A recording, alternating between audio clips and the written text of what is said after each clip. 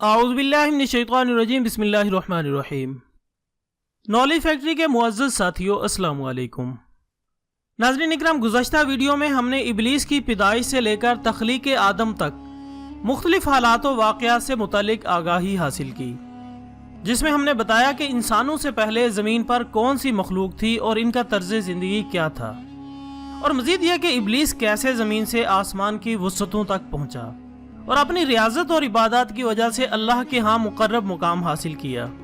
आज की इस वीडियो में हम तख्लीक़ आदम पर बात करेंगे और साथ साथ इस लईन पर भी गुफ्तगू करेंगे कि किस वजह से इसे धुतकार कर दरबार इलाही से दोबारा ज़मीन पर फेंका गया, और वो न सिर्फ नस्ल आदम का दुश्मन बना बल्कि अल्लाह को चैलेंज किया कि मैं तेरे बंदों को भटकाऊंगा।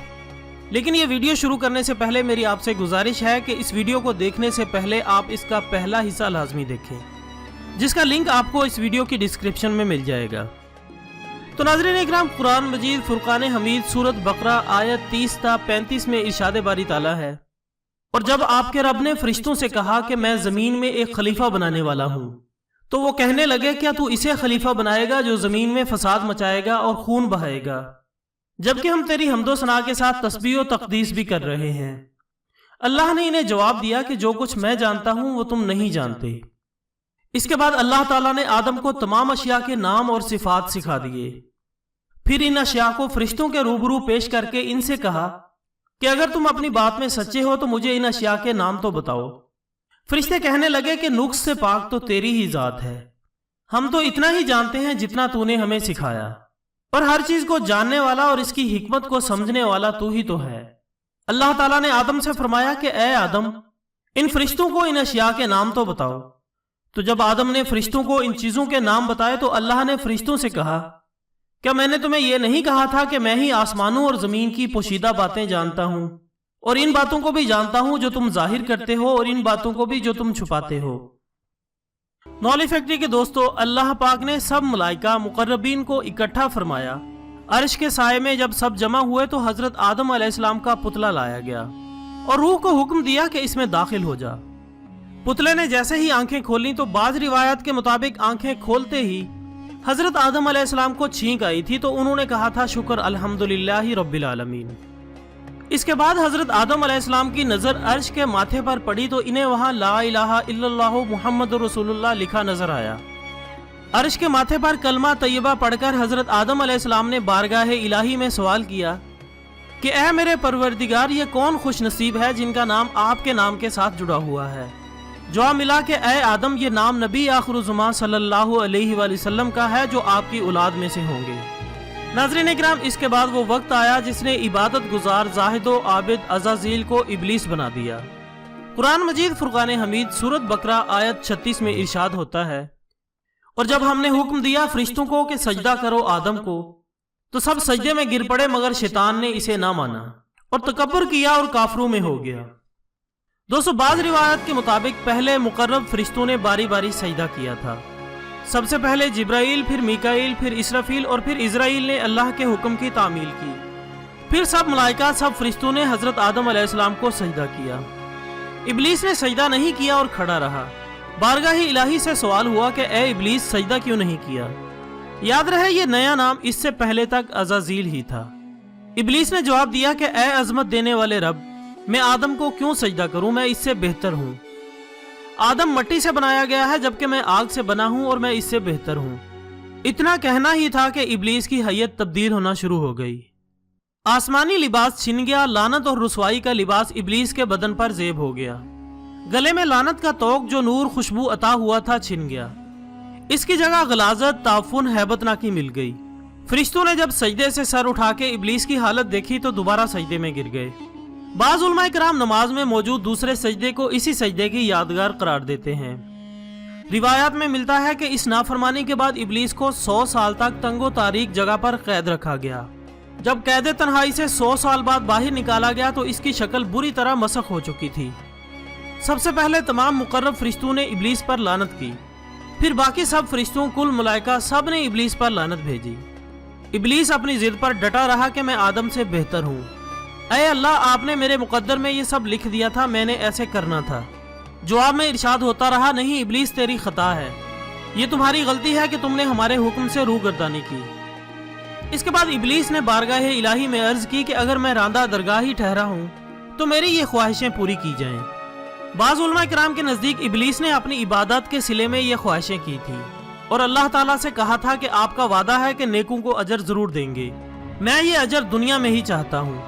پہلی خواہش سورۃ حجر آیت 37-38 کے مطابق تا قیامت موت سے مہلت، یعنی ابلیس نے یہ خواہش ظاہر کی کہ مجھے اس وقت تک موت نہ آئے جب تک اولاد آدم کا آخری فرد بھی زمین سے نہ اٹھا لیا جائے، اور ابلیس کی یہ خواہش پوری کر دی گئی۔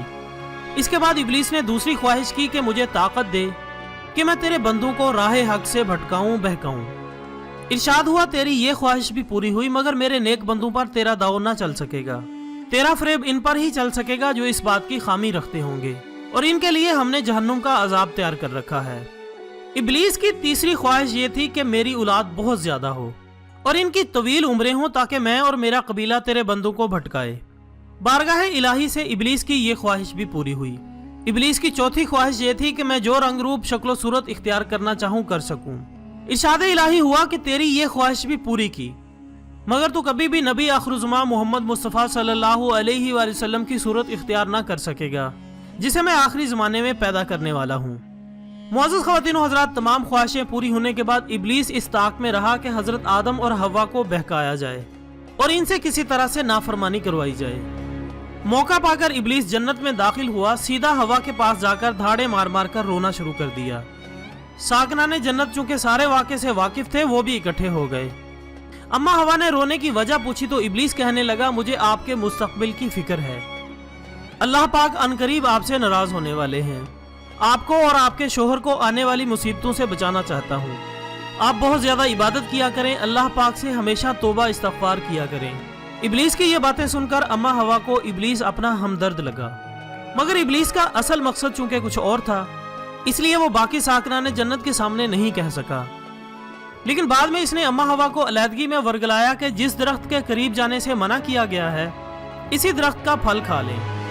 میں چونکہ فرشتوں کا استاد ہوں اس لیے اللہ پاک کے اس راز سے واقف ہوں، یہ پھل اگر آپ کھا لیتے ہیں تو مستقبل کی پریشانیاں نہیں ہوں گی، مگر اس راز کا کسی اور کو پتہ نہ چلے اور نہ ہی میرا نام کسی پر ظاہر کرنا۔ یوں اما حوا نے وہ پھل جو کہ گندم یا جو تھا کھا لیا۔ کئی مورخ یہ بھی لکھتے ہیں کہ حضرت حوا نے آدھا کھایا اور آدھا حضرت آدم علیہ السلام کے لیے بچا کے رکھ لیا۔ بعض روایت میں ہے کہ اما حوا نے 7 خوشے توڑے تھے، ایک خود کھایا، ایک چھپا لیا اور 5 حضرت آدم علیہ السلام کے لیے بچا کے رکھ لیے۔ خیر دوستو، ابلیس اپنا کام چونکہ دکھا چکا تھا اس لیے جنت سے اسی وقت واپس آ گیا۔ حضرت آدم علیہ السلام جب اما حوا کے پاس تشریف لائے تو انہوں نے وہ پھل کھانے کی ضد کی، مگر حضرت آدم علیہ السلام نہ مانے اور فرمایا کہ جس بات سے میرے پروردگار نے منع فرمایا ہے میں وہ ہرگز نہیں کروں گا۔ ابلیس کی مثال بھی دی کہ اس کا کیا مقام تھا مگر نافرمانی کی وجہ سے کیا ہو گیا، مگر اما حوا کی ضد اور مجبوری سے انہوں نے وہ پھل کھا لیا جس سے منع فرمایا گیا تھا۔ لیکن ابھی یہ پھل حلق سے نیچے نہیں اترا تھا کہ آپ کے جسم مبارک سے جنتی لباس غائب ہو گیا۔ قریب ہی انجیر اور عود اور بعض جگہ بیان ہوتا ہے کہ کیلے کا درخت تھا، ان درختوں کے پتے توڑ کر اپنا جسم ڈھانپنے لگے۔ نافرمانی کے بعد حضرت آدم اور اما حوا اور ابلیس سب کو بارگاہ الہی میں طلب کر لیا گیا، سب کو ان کے جرم کے حساب سے سزائیں سنائی گئی۔ اما حوا اور حضرت آدم کی سزائیں انشاءاللہ پھر کسی ویڈیو میں بتاؤں گا، کیونکہ نہ چاہتے ہوئے بھی یہ ویڈیو لمبی ہو رہی ہے۔ ٹاپک کو مد نظر رکھتے ہوئے صرف ابلیس لعین کی سزاؤں سے متعلق ہی بات کرتے ہیں۔ سزا کے طور پر ابلیس سے روئے زمین کی بادشاہی واپس لے لی گئی، جنت سے نکال دیا گیا اور جنت کے دروازے ہمیشہ ہمیشہ کے لیے اس پر بند کر دیے گئے۔ وہ حسن، خوبیاں، وہ نور جو سب فرشتوں سے زیادہ تھا واپس لے لیا گیا۔ عزازیل والا نام واپس لے کر ابلیس کا نیا نام دے دیا گیا۔ آئندہ کی قوم شیاطین، ارواح خبیثہ، اشقیاء کی پیشوائی کا بدنما داغ لگا دیا گیا اور قیامت تک لعنت کا حقدار قرار پایا۔ مغفرت کے دروازے ہمیشہ ہمیشہ کے لیے بند کر دیے گئے۔ ابھی سے لے کر تا قیامت سب قوموں، سب افراد کے گناہوں میں شریک جرم اور مستحق سزا قرار پایا۔ خطیب اہل النار کا بدنما داغ جو پیشانی پر چسپاں کر دیا گیا۔ ان سزاؤں کے ساتھ ابلیس کو زمین پر بھیج دیا گیا۔ حسد، نفرت وہ پہلا گناہ ہے جو اس نے روئے زمین پر قابیل کے دل میں پیدا کیا۔ ناظرین اکرام، بعض لوگوں کے نزدیک شیطان نعوذ باللہ خدا کا ایک مقرب فرشتہ تھا جو اس حکم عدولی کے بعد بارگاہ الہی سے راندہ درگاہ ہوا اور پھر اسے قیامت تک کے لیے بطور سزا زمین یعنی دنیا میں بھیج دیا گیا۔ حالانکہ یہ ایک فکری مغالطہ ہے جس کا دور ہونا بہت ضروری ہے۔ इब्लीस रजीम हरगिज फरिश्तों में से नहीं है, क्योंकि फरिश्ते इस नौ की मखलूक हैं जिनमें गुनाह करने का मादा मौजूद नहीं है, बल्कि यहाँ तक कि इनकी कोई नस्ल या खानदान भी नहीं होता कि इनके वजूद से कोई और फरिश्ता जन्म ले सके। जबकि इब्लीस यानी शैतान का ताल्लुक जिन्नों की नस्ल से है, जिनको अल्लाह ताला ने इस दुनिया में इरादे की आज़ादी देकर भेजा, और ये इरादे की आज़ादी का शाखसाना ही था कि इब्लीस ने बारगाह हक में ये जसारत कर दी और इसी गुनाह की पादाश में मरदूद ठहरा। और इसके पीछे दरअसल इसका वो तकब्बुर था जो अल्लाह रब्बुल इज़्ज़त के नज़दीक काबिल कबूल ना हो सकता था। नॉलेज फैक्ट्री के दोस्तों, किस्सा आदम और इब्लीस बयान करने का मकसद आपको ये बताना था कि अज़ाज़ील जो सिर्फ एक हुक्म की नाफरमानी पर इब्लीस बन गया, तो सोचें जरा हम दिन में कितनी बार अल्लाह के हुक्म की नाफरमानी करते हैं। इसलिए अपने अमाल की तरफ नजर दौड़ाएं और तौबा करें, क्योंकि हम पर तौबा का दरवाजा हर वक्त खुला है और वो बहुत मेहरबान और निहायत रहम करने वाला है। ये बात ज़हन में रखकर तौबा करें कि वो आपकी माँ से भी 70 गुना ज्यादा प्यार करता है। तो हिसाब लगा लें कि माँ बगैर माफी मांगे भी माफ कर देती है, वो तो फिर अल्लाह ताला की जात है। जब एक बार आप मासूमियत के साथ तौबा कहेंगे तो क्या वो माफ नहीं करेगा? जरूर करेगा। और मेरी अल्लाह ताला से दुआ है कि अगर इस वीडियो और साबका वीडियोस में जाने अनजाने में जो गलतियां हुई हों तो मुझे माफ फरमा और मेरे इल्म में इजाफा फरमा। इसी दुआ के साथ आज की वीडियो का इख्तिताम होता है। अगर आपको हमारी आज की कोशिश पसंद आई हो तो इस वीडियो को लाइक करके हमारी हौसला अफजाई करें और वीडियो को दूसरों तक पहुंचाने में हमारा साथ दें। कल इंशाल्लाह मिलते हैं एक नए टॉपिक के साथ, तब तक के लिए इजाज़त दीजिएगा। अपना दोस्तों, रिश्तेदारों और गिरदोनवा के तमाम लोगों का बहुत ख्याल रखिएगा। अल्लाह हाफिज़।